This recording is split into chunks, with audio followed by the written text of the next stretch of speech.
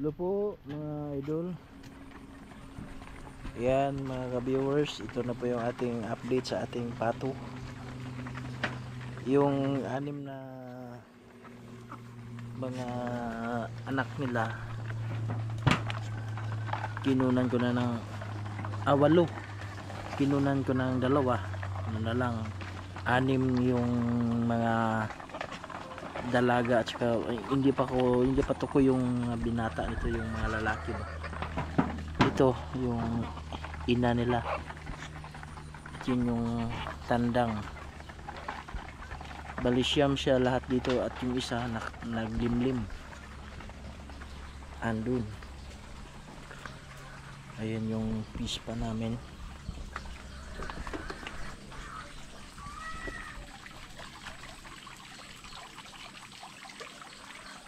Ayan, maliit lang. At dito wala nang isda.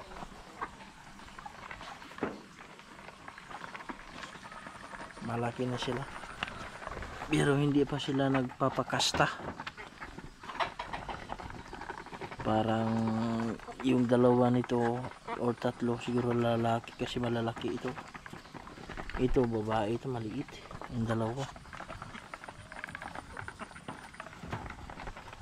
pero kutob ko lang.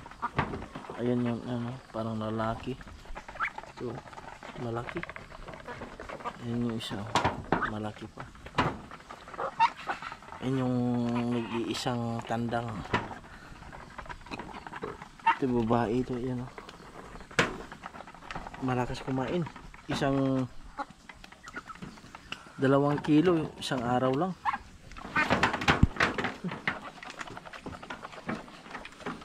At marami silang itlog mga idol. Yung tatlong inahin yan kahit saan lang nag-iitlog.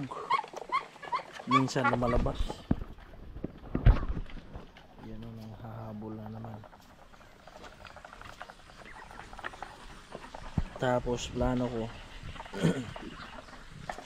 ito tanggalin at dito ilipat para malaking space. Dito mga idol marami itlog na. Ayan marami.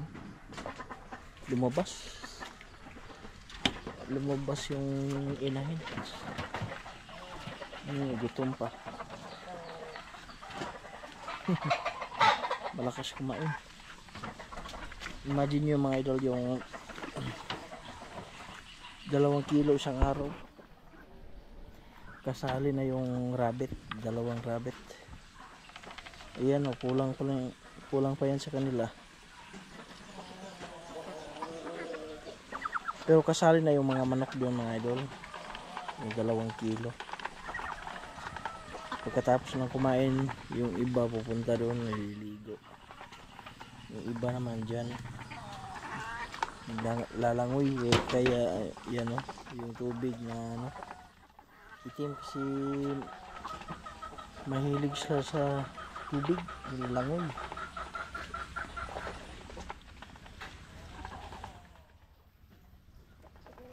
At hindi pa ako nakapag-ihaw nito mga idol.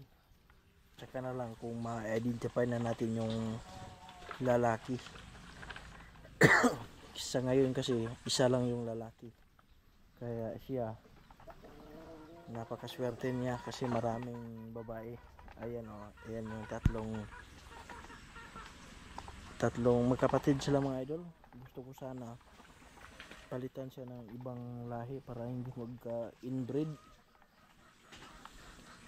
I-swap ba? Swap.